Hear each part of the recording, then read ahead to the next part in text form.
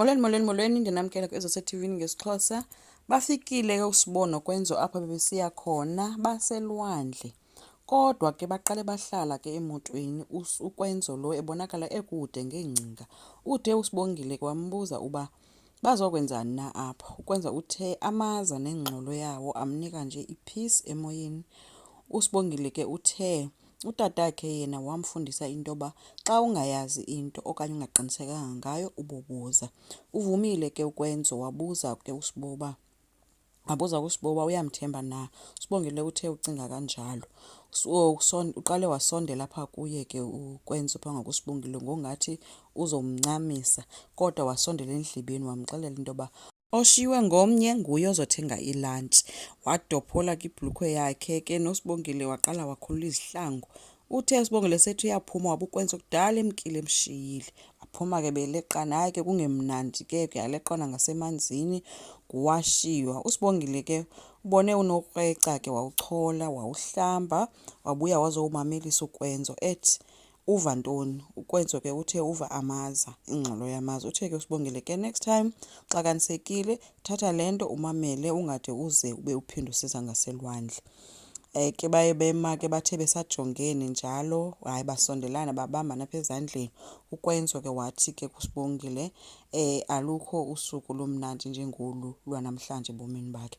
noSibongile wabesithi yho naye akekho usuku alu-enjoye njengolu lwanamhlanje. Wathi uKwenzo hayi ke if kunjalo zisazoba khona ezinye iintsuku ezininzi futhi sisazophinda. Bathe besamile ke besajongene balale nto ijonga nayo njengokungathi bazawubambana. Wajika uSibongile wajonga kwelinye icala wabona uRicho. Bavele bagijima baleqa kulaa Richo bawukhwela. Hayi ke kungemnandi kwintsini yodwa ke ebaqhuba uRicho ebatsala ke ngaselwandle. uZakes ke yena ke usekwadelisile uzama ukufowunela uVeli, uthi akayibambi ifowuni and akazi ke ngokuba angamcenga njani kuba akalufuni uxolo lwakhe. Uthe udeliwe kuzomele umthengile into and umntana wakhe uyamazi yena uthanda izinto ezikhazimlayo. uZakes uthe ke unyanisile uV is like mother and daughter. Yho wamkwatisa ke leyo ke udeliwe. Uye wasondela apha eca komfana wazomxelela into yoba yabona ke ndoda, washiya naloo ayini beyenza phaa, into i-ironing beyenza, wazomchazela into yoba le nto uyenzileyo ungaze uphinde uyenze kuVeli, otherwise wena ndizawudila nawe. So umfana uphinde wazisola ngento eseyithethile kodwa ke bethetha inyani bayafana. uVeli yena uzihlelele notata omntanakhe uSipho omphathele isikhethekhethe nje sefowuni okokuba abambise, ngoba kaloku uVeli bemxelele uba ubanjwe inkunzi ngootsotsi. So yena uyazama shem umntana abantu. Uwenzeni yena ucacele usisinomfundo amfundise ngoba kaloku bengekafiki uSibongile.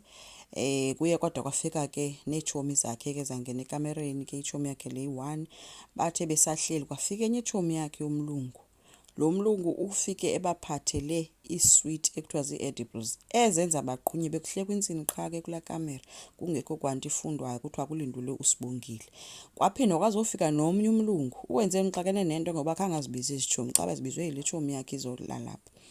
Afika nomnye umlungu, lo omnye umlungu wesibini ufika ujonga ipeyinti ngesedongeni, andibazi noba lisela noba ithinto yakhe kodwa utsalwe yile tshomi kawenzeni intombazana yamfaka ekamereni.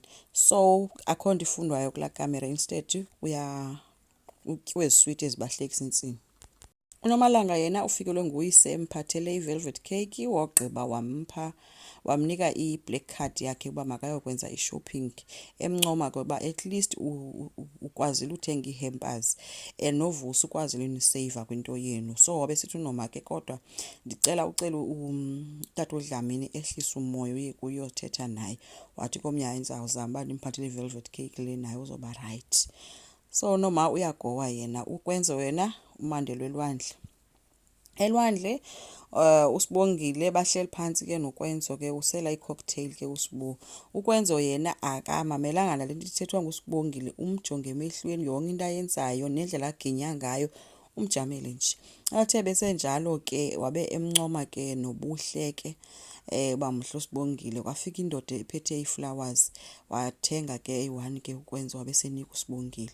Uthe ke xa emnika ke uSibongile wabulela ethi kodwa iyafana nazo zonke nje ezinye iiflowers. uKwenzo uthe kodwa le inguwe wena ayifani nezinye iiflowers, watsho esondela kuye.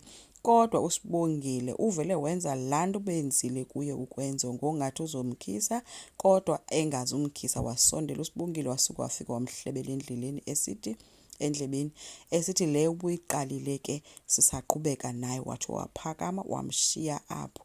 Nanko kuKwenzo egijima emleqa emva kwakhe. uSibongile abaleka uphethe iflawa yakhe.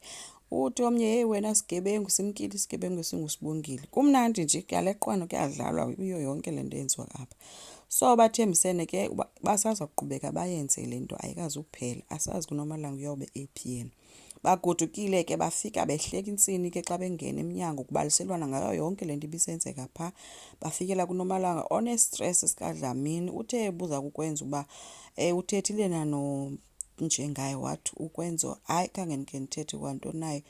Waphoxeka kuNomalanga wabe ecinga into yoba ikhona into azoyenza uKwenzo, but uKwenzo ilihlo lakhe nalipha nguSibongile. Akahoyanga kwaNomalanga noba wenzani, umbambe nje iinyawo kodwa ilihlo lakhe likuSibongile osetafileni. So iyavuthwa ke imbiza kaSibongile noKwenzo. Enkosi, ngicela siqhubeke, subscribe, silike, singakhomenta futhi. Bye.